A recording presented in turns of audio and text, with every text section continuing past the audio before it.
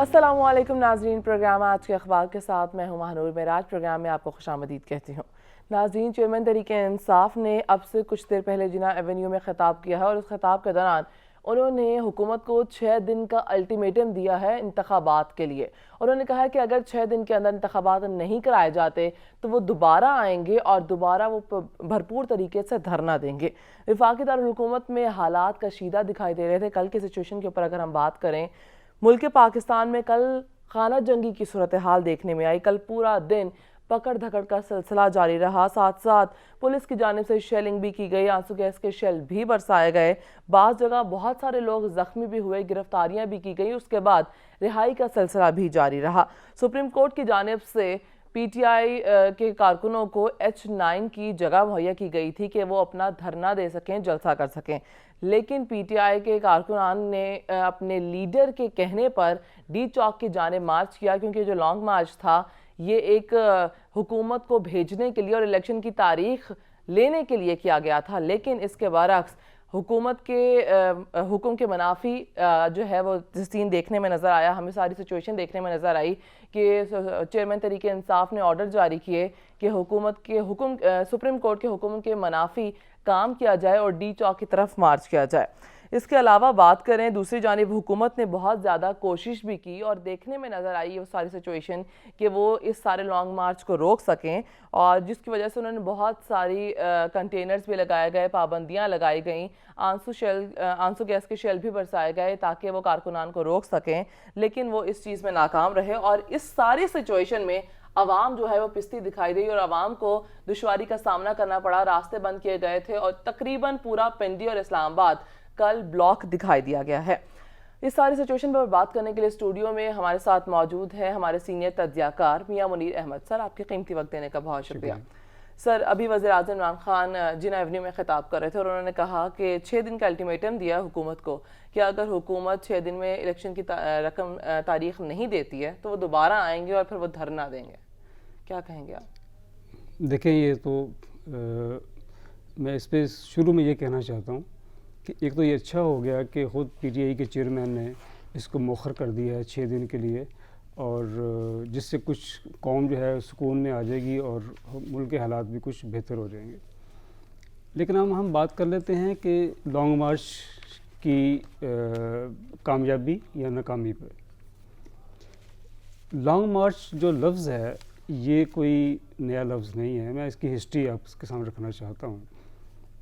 1934 سے موزی تونگ نے ایک لانگ مارچ کیا تھا، وہ مسلسل 9000 کلومیٹر چلے تھے اور وہ 370 دنوں میں اپنے منزل پر پہنچے تھے پیدل۔ صحیح۔ اور ان کے پاس نہ کوئی سائیکل تھی، نہ موٹر بائک تھی، نہ گاڑی تھی، نہ ٹرک تھا اور نہ کوئی بس تھی، پیدل چلے تھے۔ لانگ مارچ کا تصور انہوں نے دیا پوری دنیا کو۔ اس میں یہ تھا کہ جب وہ چلے تو ان کے ساتھ اسٹوڈنٹ ملتے گئے، دکاندار ملتے گئے، مزدور ملتے گئے، کاشتکار ملتے گئے، کسان ملتے گئے، کچھ لوگ ملتے گئے، کچھ ہٹتے گئے، کچھ ملتے گئے، کچھ ہٹتے۔ جب وہ اپنی منزل پہ پہنچے تو ان کے پاس صرف 5000 لوگ تھے جن کے ہاتھ پاؤں چھل ہو چکے تھے، اور یہ تھا لانگ مارچ۔ ایک لانگ مارچ ہم نے کل دیکھا ہے، صحیح، کہ بہت قیمتی کنٹینر ہے، ایئر کنڈیشن کو اس کی پوزیشن ہے، امیر گاڑیاں ہیں، امیر فیملیز ہیں، اور مزدور مجھے اس میں ایک بھی نظر نہیں آیا، کوئی غریب مجھے ایک نظر نہیں آیا کہ ایسا نہ جو ایسا ہو جس کے پاؤں میں چپل نہیں تھی، کوئی مجھے اس میں کوئی ایسا نظر نہیں آیا۔ اور پھر وہ ایک جہاں سے انہوں نے شروع کیا وہاں ان کی اپنی حکومت تھی، ان کے وہاں ایم پی ایز موجود ہیں، ان کے وہاں ایم این ایز موجود ہیں، 120 ایم پی ایز ہیں اس اسمبلی میں، اور اگر یہ ان کا ایک ایم پی اے اپنے حلقے سے 2000 بھی ایک کارکن اکٹھے کر لیتا تو ان کے پاس کل 1 لاکھ آدمی ہونا چاہیے تھا جب وہ پشاور سے نکلے ہیں۔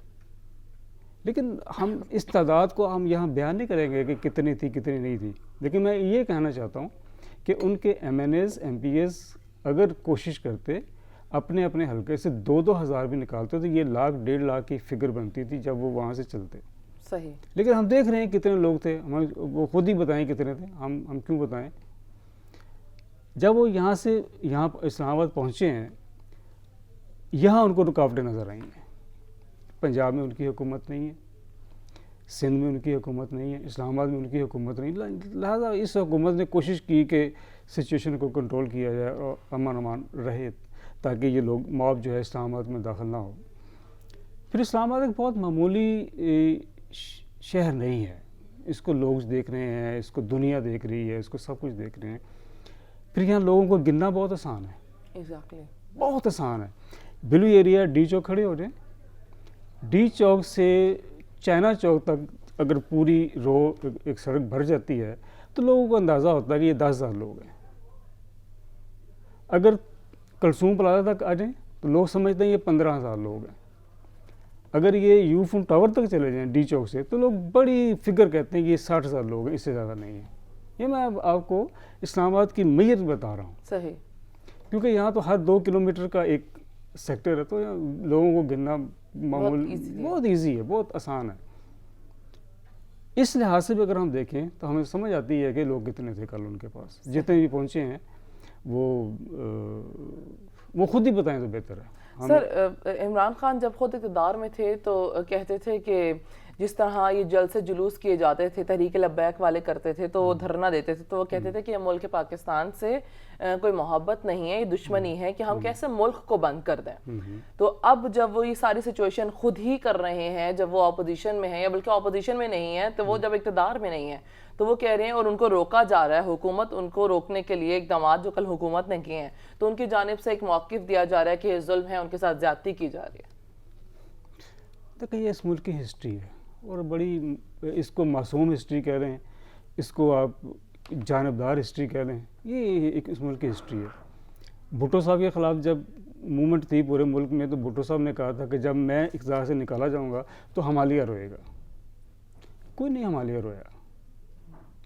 इस तरह नवाज शरीफ थे, उनके ख़िलाफ़ जब मूवमेंट चली तो उन्होंने भी ये कहा था कि देखे जी मुझे क्यों निकाला गया, एक उन्होंने जुमला दिया, और अगर मैं निकल जाऊंगा तो ये मुल्क जो है वो इसकी मईशत रुक जाएगी, इसकी फ़लाँ नुकसान होगा, फ़लाँ नुकसान होगा।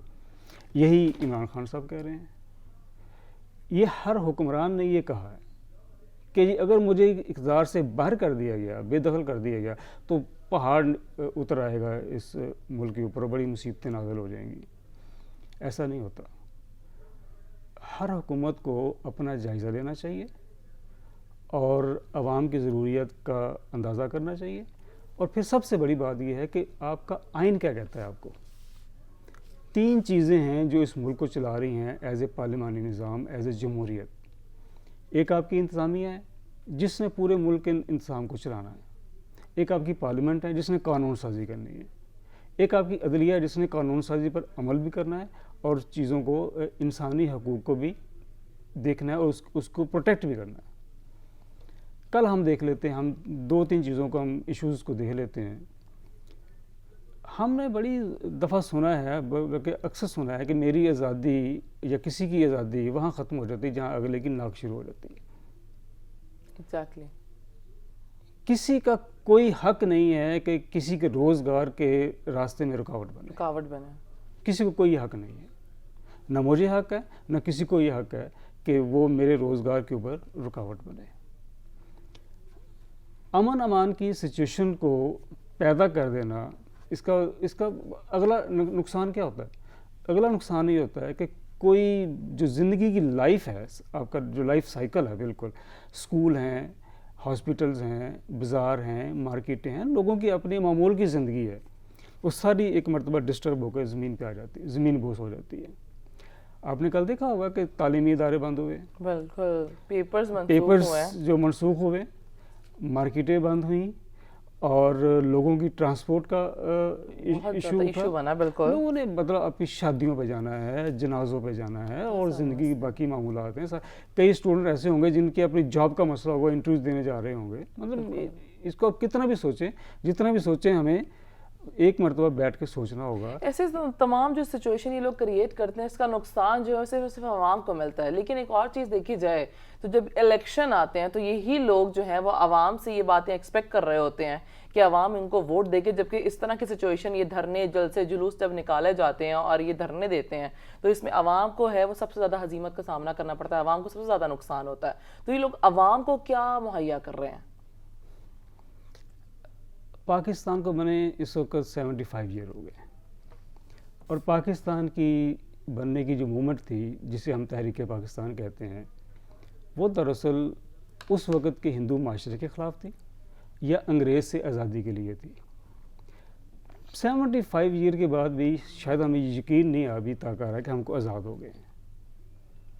اگر تھوڑا سا یقین ہے تو ہم یہ سمجھتے ہیں کہ ہم بالکل آزاد ہو گئے ہیں، ہمیں نہ کام کرنا ہے، نہ ڈیوٹی پہ جانا ہے، نہ پڑھائی کرنی ہے، نہ ملازمت کرنی ہے، صرف ہمیں بیٹھ کر گھر میں ہماری تنخواہ ملنی چاہیے اور ہمارے وسائل ملنے چاہیے، چونکہ ہم آزاد ہو گئے ہیں۔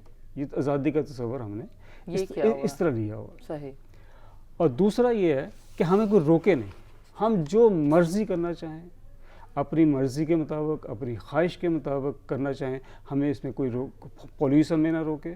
ہم چونکہ موٹر بائک پہ جا رہے ہیں، ہمارے پاس لائسنس نہیں ہے، پولیس کو کوئی رائٹ نہیں ہے۔ بالکل ہم نے اصل میں اپنے مزاج کو تھوڑا سا بدلنا ہے، بالکل ایز اے پاکستانی بھی، اور وہ لوگ جو پاکستان پر رول کرتے ہیں، حکومت کرتے ہیں عوام کے ووٹ سے آنے کے بعد، ان کو بھی اپنے رویوں میں تھوڑی سی نظر ثانی کرنی چاہیے کہ اگر جب آپ اپوزیشن میں تھے، جب آپ عام جلسے میں تھے اور آپ لوگوں سے یہ کہہ رہے تھے کہ مجھے ووٹ دیا جائے، میں آپ کی زندگیوں میں یہ تبدیلی لانا چاہتا ہوں، لوگوں نے آپ کی بات پہ یقین کر لیا، آپ کو ووٹ دے دیا، آپ کو اس کے بدلے میں آپ کو پاور مل گئی، آپ اقتدار میں آ گئے، پھر آپ کو یہ چاہیے تھا کہ آپ وہاں سے شروع کرتے کہ جہاں اس ملک کا سب سے پسا ہوا انسان ہے، بالکل اس کو آپ اٹھاتے۔ آپ نے کیا کیا؟ کسی حکومت کا نام لیے بغیر میں کہنا چاہتا ہوں، آپ نے کیا کیا؟ آپ نے کہا اچھا ایس آر او جاری کر دو تاکہ یہ جو فلاں انڈسٹری ہے وہ بہتر ہو جائے۔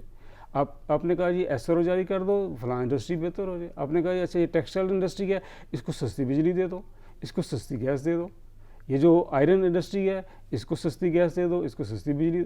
جتنے پہلے سے مراد یافتہ لوگ تھے انہیں کو آپ ملٹیپلائی کرتے گئے، ان کی مراد میں آپ اضافہ کرتے گئے، اور آپ نے پھر ان کو پابند نہیں کیا، آپ نے ان کو بین نہیں لگایا ان کے اوپر کہ آپ اپنے پروفٹ میں سے جو آپ کا مزدور پسا ہوا طبقہ ہے اس کو آپ کیا دے رہے ہو۔ ایگزیکٹلی۔ کسی حکومت نے یہ چیک نہیں کیا، جبکہ ہونا یہ چاہیے تھا کہ ہر حکومت سب سے پہلے اپنے سامنے فگر رکھتی کہ اس ملک کا پسا ہوا طبقہ کون ہے، جس کے پاس ایک وقت کی روٹی نہیں ہے۔ کسی کے پاس تو ایک وقت روٹی ہے نا، کسی کے پاس ایک وقت کی روٹی بھی نہیں ہے۔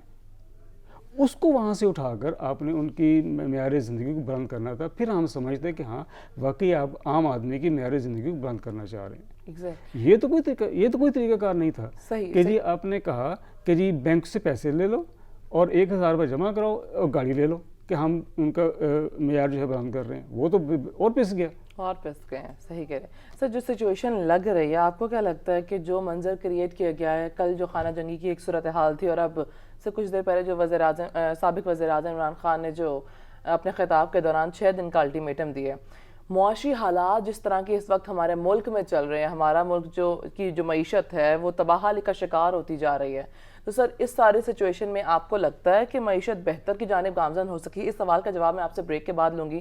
ناظرین یہاں پر وقت تو ایک بریک کا ہمارے ساتھ۔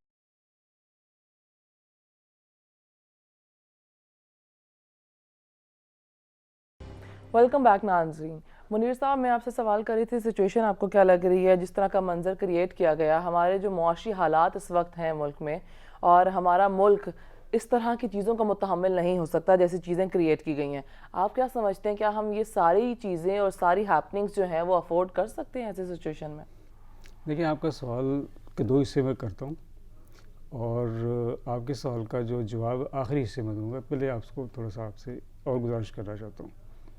پاکستان میں ایک مرتبہ زلزلہ آیا تھا ابھی پچھلے دنوں، صحیح، اور سی ڈی اے جس کا بجٹ بلوچستان سے زیادہ ہے، اس کے پاس مارگلا ٹاور کی ایک اینٹ اٹھانے کے لیے کوئی اوزار نہیں تھا، اور اس کے پاس آج بھی 16 منزلہ جو عمارت ہے اس پر لگی آگ بجھانے کی کوئی مشینری نہیں ہے۔ ایک بات، اور دوسری بات، ابھی حال ہی میں آپ نے دیکھا ہوگا کہ بلوچستان کے ایک علاقے یوب میں اور شیرانی کا جو ضلع ہے وہاں آگ لگی، جنگل میں آگ لگی، چلغوزے جل گئے ہیں اور کئی چیزیں سارا کچھ ہوئی ہیں۔ 10 دن آگ وہاں لگی رہی، آگ 10 دن لگی رہی، اور ایران کا ایک جیٹ طیارہ آیا، اس نے آ کے اس کو آگ کو بجھایا. یہ پاکستان کے وسائل کی بات کر رہا ہوں کہ ایک طرف سی ڈی اے جس کا بجٹ بلوچستان حکومت سے زیادہ ہے, صحیح, اس کے پاس ایک گری ہوئی عمارت کو اٹھانے کے لیے کوئی چھوٹا سا اوزار بھی نہیں ہے. ٹھیک.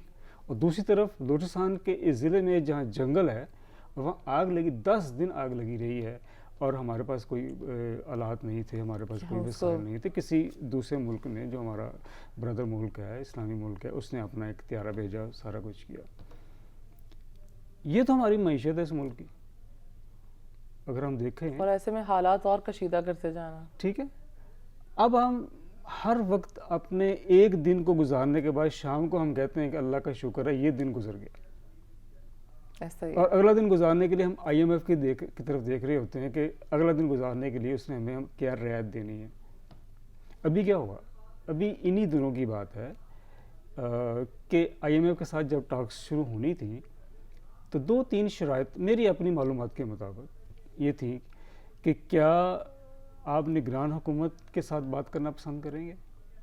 تو انہوں نے ریفیوز کیا کہ ہم کسی نگران حکومت کے ساتھ بات کرنا نہیں چاہیں گے.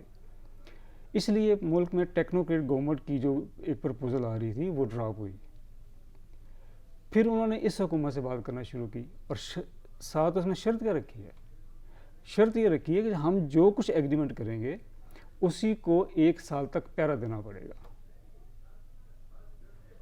جب یہ بات ان کو انشور کی گئی ہے تو دین اس حکومت سے آئی ایم ایف نے بات چیت کی ہے کہ اگر آپ ہمارے ساتھ معاہدہ کر کے آتے ہو, واپس جا کے اس کو تبدیل کر لیتے ہو, ہم تو آپ سے بات نہیں کریں گے. ہمیں یہ بات یقین دہانی کرائی جائے کہ آپ جو کچھ ہم سے بات کر کے جاؤ گے, جو ایگریمنٹ کر کے جاؤ گے, اس پر آپ پیرا دو گے, اور 1 سال تک پیرا دو گے. اس سچویشن میں آپ سے یہ کہنا چاہتا ہوں کہ یہ جو کل کا لانگ مارچ ڈیفیوز ہوا ہے, اور الیکشن وہ جو آہستہ آہستہ کرتے بار آخر پہ یہ بات آ گئی تھی کہ آپ صرف الیکشن کی ڈیٹ دے دیں, یہ چیزیں آہستہ آہستہ ڈیفیوز ہو رہی تھیں. ابھی ہمارے پاس کیا ہے, ابھی ہمارے پاس ہمارے پاکستان کی معیشت, پاکستان کی حکومت کی کمر اتنی سیدھی نہیں ہے کہ وہ اپنی مرضی سے پٹرول کی قیمت کو تعین کر سکے. بالکل صحیح کہا آپ نے. ٹھیک ہے. تو یہ تو ہماری معیشت ہے اس ملک کی. ہم کہتے ہیں خود مختار ہیں, ہم ایک طرف کہتے ہیں آزاد ہیں, ہم ایک طرف کہتے ہیں جی ہم نے تو اس ملک کو اپنی چاند پہ لے کے جانا ہے. آپ لے رہے ہیں, چاند پہ لے رہے ہیں, اس سے بھی آگے چلے جائیں, لیکن عام آدمی کی زندگی کو بھی اٹھائیں. بالکل. آپ معیار یہ رکھیں کہ جو اس ملک کا عام آدمی کون ہے؟ عام آدمی وہی ہے جس نے آج کمانا ہے اور آج ہی کھانا ہے.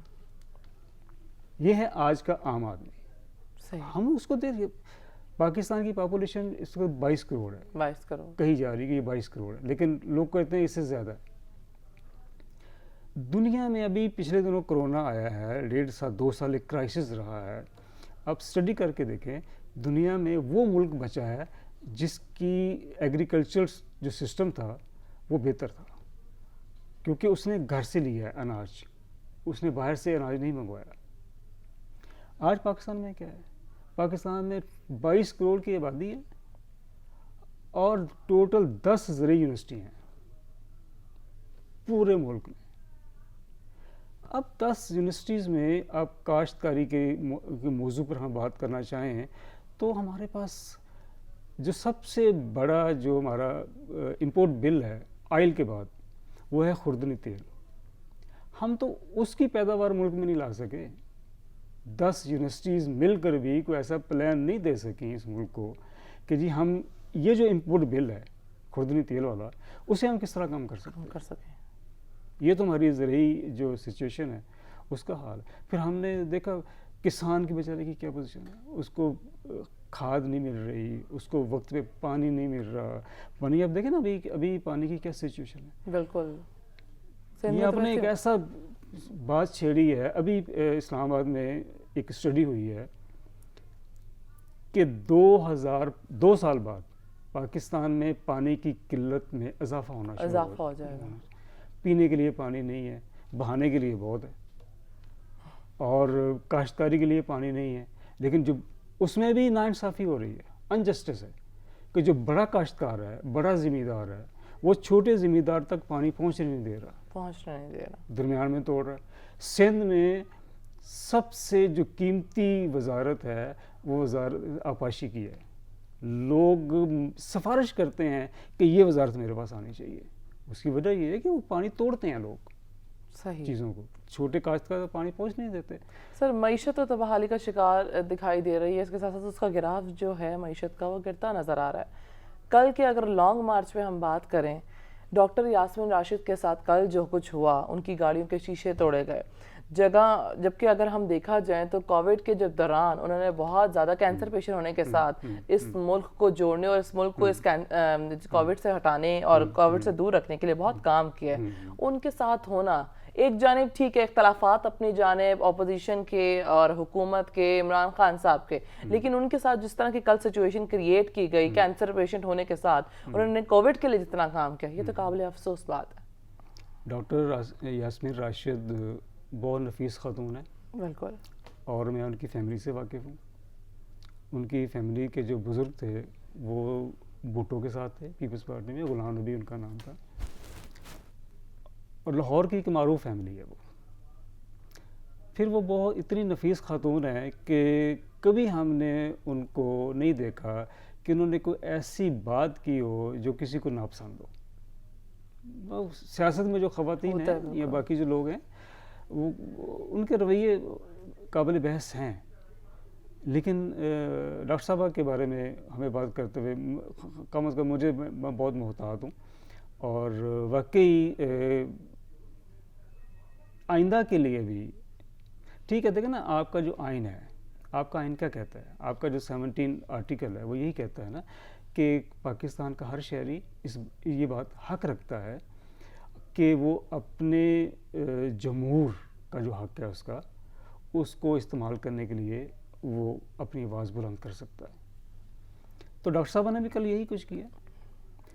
ان کو 2 طرح کا تشدد ان کے اوپر ہوا، ایک تو جو پولیس کی طرف سے ہوا، پھر کچھ میل ورکرز تھے جنہوں نے ان کی گاڑی توڑی ہے، بالکل، اور ان کی دونوں گاڑیاں توڑ دی، ٹھیک ہے، ان کی گاڑی توڑی ہے۔ اب یہاں پر ہمیں تھوڑے سے اور تفریق کرنی پڑے گی۔ جب اس طرح کی موب نکلتا ہے نا، بعض کا ہوتا کیا ہے، بعض کا ہوتا یہ کہ مخالف ہوتے ہیں، وہ آپ کی اس پارٹی کا جھنڈا سر کے اوپر باندھ لیتے ہیں، ہاتھ پکڑ لیتے ہیں، جن کی لانگ مارچ ہو رہی ہوتی ہے، بالکل، ٹھیک ہے۔ کوئی پتہ نہیں چلتا کہ یہ کارکن ان کا اصلی کارکن ہے یا ان کا یہ نقلی کارکن ہے۔ بالکل، بعض کا اصلی بن کر کام دکھا دیتے ہیں، بعض کا نقلی بن کر کام دکھا دیتے ہیں۔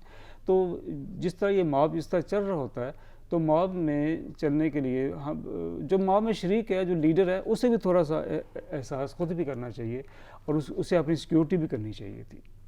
کسی کو بھی جو لیڈر ہے اس کو اپنی سیکیورٹی بھی کرنی، اس کے ساتھ 5-6 کارکن جو ان کے لوگ ہیں ان کو ہونے چاہیے تھے۔ اور اس میں اگر اس بندے کی غلطی ہے جس نے ان کی گاڑی توڑی، اس کو سزا ملنی چاہیے، اسکرین پر دیکھ کر اس کی پہچان کر کے اسے سزا ملنی چاہیے۔ لیکن ساتھ میں پی ٹی آئی کی بھی ذمہ داری تھی کہ اگر ان کی خاتون رہنما باہر نکل رہی ہیں تو ان کو پروٹیکشن دینے کے لیے آپ ان کے ساتھ چلتے۔ صحیح، ٹھیک ہے سر۔ ایک اور چیز آپ سے جاننا چاہوں گی، عمران خان صاحب نے کہیں جلد بازی تو نہیں کر دی جس طرح کے لانگ مارچ کے فیصلے کے لیے انہوں نے اعلان کیا تھا؟ کیونکہ اگر ہم دیکھا جائے جس طرح کا کراؤڈ کی باتیں کی جا رہی تھی، 20 لاکھ لوگ آئیں گے، پھر اس کے بعد کہا گیا کہ 25 لاکھ لوگ آئیں گے، تو جو کراؤڈ دیکھا وہ ہم نے دیکھا، آپ نے دیکھا، ایون سب نے دیکھا کل اسکرین پر، وہ کہیں نظر نہیں آیا۔ عمران خان جو ہیں وہ اس ملک کے وزیر اعظم رہے ہیں، اب انہیں ہم سینئر پولیٹیشنز بھی کہہ سکتے ہیں، لیکن ان میں جو ابھی تک کرکٹ کی جو ہے نا یہ کہہ لیں سوچ، اس سے باہر نہیں نکلے ابھی۔ انہیں سیاست کو سیاست کے طور پر سمجھنا بھی چاہیے اور کرنا بھی چاہیے۔ کبھی ہم نے دیکھا ہوگا، آپ نے بھی دیکھا ہوگا کہ میچ جب ٹینس ہوتا ہے تو فیلڈرز بیٹسمین کے قریب کر دیے جاتے ہیں کہ جی اس کے اوپر پریشر ڈالو تاکہ یہ کھیل نہ سکے، اور دیکھنے والا بھی سمجھ رہا ہوتا ہے کہ ابھی اس کا کیچ ہوا، ابھی اس کا کیچ ہوا، لیکن وہی بیٹسمین آخر پہ آگے چھکا لگا دیتا ہے۔ ایسا ہے، کھیل کو کھیل کے طور پر دیکھنا چاہیے اور سیاست کو سیاست کے طور پر دیکھنا چاہیے۔ اگر ہم کھیل کو دیکھیں گے کہ اسی طرح سیاست ہو سکتی ہے تو اس میں ہمیں کچھ مشکلات آ سکتی ہیں، بلکہ مشکل آ بھی رہی ہے۔ عمران خان صاحب کو جو مشکل پیش آ رہی ہے وہ یہی ہے، وہ ابھی تک یہی سمجھ رہے ہیں کہ وہ 11 کھلاڑی ان کے پاس ہیں، 11 ان کے مخالف ٹیم کے پاس ہیں، لہٰذا ہم آپس میں کھیل رہے ہیں۔ اور جو تماشائی ہیں وہ میرے ساتھ ان کو چاہیے کہ جس طرح موز تنگ نے لانگ مارچ کیا تھا کہ جب نکلتے تو ان کے ساتھ پورا ماب نکلتا، پھر ہم کہتے ہیں ہاں یہ لانگ مارچ ہے، یہ وہ لیڈر ہے جس کے ساتھ پوری قوم ہے۔ پوری قوم ہے۔ ان کے ساتھ تو اپنے اس صوبے کے پورے کارکن بھی نہیں تھے۔ منیر صاحب، جس طرح کا ٹارگٹ دیا جا رہا تھا، جتنے کراؤڈ کی باتیں کی جا رہی تھی، آپ سے جاننا چاہوں گی کہ اگر وہ کراؤڈ پورا ہو جاتا تو آپ کیا سمجھتے ہیں کہ عمران خان صاحب نے جو مطالبات رکھے تھے کیا وہ پورے ہو جاتے اور الیکشن کی تاریخ وہ لے کر نکلتے اگر کراؤڈ پورا ہو جاتا؟ دیکھیں، اس ملک کے اصل حکمران اس ملک کے عوام ہیں۔ عوام آج کھڑے ہو جائیں اور یہ کہیں کہ ہمیں یہ پارلیمانی نظام نہیں چاہیے، ہمیں اس ملک میں صدارتی نظام چاہیے، تو آپ کو یہ نظام بدلنا پڑے گا۔ عوام کتنی طاقت ہے؟ بالکل ایسا۔ عوام کی بہت طاقت ہوتی ہے، لیکن اس طاقت کو منظم طریقے سے استعمال کرنا، پرامن طریقے سے استعمال کرنا، اپنے مقصد کو سامنے رکھ کر استعمال کرنا، اور ان کو ایک ایسی منزل پر پہنچانا جس میں ان کا بھی فائدہ ہو اور ملک کا بھی فائدہ ہو، یہ ہوتی ہے لیڈرشپ۔ لیڈرشپ یہ نہیں ہوتی کہ جی ان کو میں اس کارکن کو جو میرے لیے کٹ مارنے کو تیار ہے اس کو میں صرف اس لیے استعمال کروں کہ اس حکومت کو باہر نکالنا ہے۔ یہ سیاست نہیں ہوتی۔ بالکل صحیح، ٹھیک ہے۔ اس کے بعد بھی ہم بات کریں گے اسی ٹاپک کے اوپر۔ ناظرین، یہاں پر وقت ہوا ایک بریک کا، ساتھ رہیے گا۔ ویلکم بیک ناظرین۔ منیر صاحب، جاننا چاہوں گی پاکستان تحریک انصاف کے چیئرمین عمران خان صاحب نے کچھ دیر پہلے جو الٹیمیٹم دی ہے 6 دن کا، کہ 6 دن میں انتخابات کی تاریخ دے دی جائے، آپ کیا سمجھتے ہیں کہ حکومت اس 6 دن میں انتخابات کی تیاری کے لیے کوئی پلان کرے گی یا پھر دوبارہ یہ دھرنا دیا جائے گا؟ دیکھیں، آج اسلام آباد میں پارلیمنٹ کا مشترکہ اجلاس ہو رہا ہے جو صدر صاحب نے طلب کیا ہے۔ اس میں بھی کچھ چیزیں ہیں کہ جی جو الیکشنز ریفارمز ہیں اس کا ایک بل لایا جائے گا۔ پی ٹی آئی کی شروع دن سے یہ ڈیمانڈ رہی ہے کہ الیکشنز جو ہیں وہ ریفارمز کے بغیر نہیں ہونے چاہیے، اور وہ ریفارمز کیا ہیں، انہوں نے ایک پورا پیکج تیار کیا ہوا ہے اپنی، جب ان کی حکومت تھی مرکز میں انہوں نے ایک پورا پیکج تیار کیا تھا جس میں وہ ای وی ایم مشین اور سارا کچھ چیزیں شامل تھیں۔ اس پر ان کا زور تھا کہ جو اس وقت کی اپوزیشن ہے وہ ہمارے ساتھ اس آئینی پیکج پر بیٹھے اور بات کرے، اور تاکہ ہم اس کو ایک آئین کا حصہ بنائیں یا ان کے مطابق قانون سازی کی جائے، انہی کے مطابق تاکہ اگلا الیکشن آئے۔ اور وہ بقول پی ٹی آئی کے یہ جو انفارمز ہیں یہ ملک میں اچھے شفاف انتخابات کی راہ ہموار کریں گے۔ صحیح۔ ویسے سر ایک اور آپ سے جاننا چاہوں گی کہ ویسے اچھا نہ ہوتا کہ پاکستان تحریک انصاف جو ہے وہ اپوزیشن میں بیٹھتی اور ایک زبردست اپوزیشن بنتی اور ان کو بیٹ کرتی؟ میں نے آپ سے پہلے ہی گزارش کی ہے نا کہ کرکٹ کی سوچ جب نکل آئے گی ذہن سے اور سیاست کی سوچ شامل ہو جائے گی تو دین پی ٹی آئی سیاست کی طرف آئے گی، تب سیاست کی طرف۔ صحیح، ٹھیک ہے سر۔ بھارتی عدالت نے کل جو یاسین ملک کے لیے ایک اپنا فیصلہ سنایا، ایک بار پھر انصاف کا قتل ہوا ہے۔ یاسین ملک کے ساتھ جو کچھ ہوا، بھارتی عدالت نے جو ان کو سزا سنائی ہے اور اس کے بعد انہیں عمر قید کی ایک سزا دی گئی ہے، اور بھارتی عدالت کی جانب سے جب یاسین ملک سے پوچھا گیا کہ آپ کچھ کہنا چاہتے ہیں تو انہوں نے کہا کہ میں بھیک نہیں مانگوں گا اپنی زندگی کی۔ انہوں نے یہ کہا ہے کہ میرے 4 سوال ہیں، آپ بس ان 4 سوالوں کا جواب دے دیں، جس میں انہوں نے کہا کہ آپ نے جو مجھے پاسپورٹ جاری کیا، اگر میں غدار ہوتا یا اگر میں نے دہشت گردی کا کچھ کیا ہوتا تو وہ آپ نے کیوں جاری کیا۔ اس کے علاوہ انہوں نے کہا کہ اگر میں دہشت گرد تھا تو ملک کے 7 وزیر اعظم مجھ سے ملنے کیوں آئے۔ اس کے ساتھ ساتھ انہوں نے کہا کہ میرے اوپر کوئی چارج شیٹ کیوں نہیں بنائے گی۔ سر آپ سے جاننا چاہوں گی کہ تہاڑ جیل میں وہ پچھلے 3 سال سے ان کو رکھا گیا، تو یاسین ملک نے عدالت میں جس طرح کے سوالات اٹھائے ہیں، آپ سمجھتے ہیں کہ وہ سوالات اتنے مضبوط ہیں اور عالمی عدالت انصاف میں اس پر سنوائی ہوگی؟ اس میں سنوائی تو ہونی چاہیے، اب ہوگی نہیں ہوگی یہ ایک الگ کوشچن ہے۔ دیکھیں، مقبوضہ کشمیر اور آزاد کشمیر میں ایک فرق ہے۔ صحیح۔ آزاد کشمیر میں اپنی ہائی کورٹ ہے، اپنی سپریم کورٹ ہے، لیکن جو کشمیر کا وہ حصہ جس پہ انڈیا نے قبضہ کر رکھا ہے، جسے ہم مقبوضہ کشمیر کہتے ہیں، وہاں پہ سارے کے سارے جو کام ہیں وہ دہلی سے ہو رہے ہیں. صحیح. پورا کنٹرول ہے سری نگر پر، پورا کنٹرول ہے. حتیٰ کہ یہاں تک کنٹرول ہے کہ اگر ان کا جو حامی سیاستدان ہے اس نے اگر سانس بھی لینی ہے تو اس نے اجازت دہلی سے لینی ہے پہلے. صحیح. کہ میں سانس بھی لوں یا نہ لوں. جو وہاں کا مخالف سیاستدان ہے اس نے تو بیچارے نے سانس کیا لینی ہے، اس کو تو اجازت ہی نہیں سانس لینے کی. لیکن جو حامی ہے اس نے بھی پہلے دہلی سرکار سے پوچھنا پرمیشن لینی ہے کہ جی میں سانس لوں یا نہ لوں. تو سر آپ سمجھتے ہیں کہ ہندوستان کی عدالت میں اس کیس کو چیلنج کیا جائے گا، اس کیس کو لڑا جائے گا؟ میں اس طرف آنا چاہتا ہوں نا. یاسین ملک جو تھے وہ ابھی پچھلے دنوں جب وہاں ایک گن کے ساتھ جدوجہد شروع ہوئی تو یہ وہ واحد سیاستدان تھے، یہ واحد مجاہد تھے، حریت پسند تھے جنہوں نے یہ کہا کہ وہ گن کے ساتھ جہاد نہیں کرنا چاہتے. باقی تنظیمیں تھیں انہوں نے کیا، اور پھر اے پی ایس سی ایک پلیٹ فارم تھا جو ان کا پولیٹیکل فیس تھا ان کا، یہ اس کا حصہ بنے تھے. وہاں جو گن کے ساتھ جہاد ہو رہا تھا اس کا حصہ نہیں بنے تھے. ایک ایسا شخص جس نے خود ہی تہیہ کیا ہو کہ وہ گن کی بجائے بات چیت کرے گا، زبان کو استعمال کرے گا، تحریر کو اپنے اس سے مدد لے گا، اس کو کہ ایسے الزام میں سزا دے دینی کہ جی آپ کے پاس گن ہے اور آپ یعنی یہ انڈیا کی بدبختی میں کہوں گا کہ وہ ایک ایسا شخص جو گن چھوڑ کر آپ سے بات چیت کے لیے تیار ہے، اس کو آپ نے ایک ایسے مقدمے میں سزا دی ہے جو گن سے جس کا تعلق ہے. آج تک آپ یہ چاہتے ہیں کہ کوئی آدمی آپ پر اعتبار نہ کرے، آپ سے کوئی بات چیت نہ کرے، اگر راستہ ہے تو اس کے پاس گن کا راستہ ہے. بھارتی عدالت نے کل پھر جو ہے وہ انصاف کا قتل کیا ہے. یاسین ملک کو عمر قید کی سزا سنا دی گئی. ہمارے ساتھ اسٹوڈیو میں میاں منیر احمد صاحب موجود تھے، اپنے تجزیے سے ہمیں آگاہ کر رہے تھے. سر آپ کی قیمتی وقت دینے کا بہت شکریہ. ناظرین پروگرام کا وقت یہاں پر اختتام پذیر ہوا. ماہنور معراج کو دیجیے اجازت. خدا حافظ.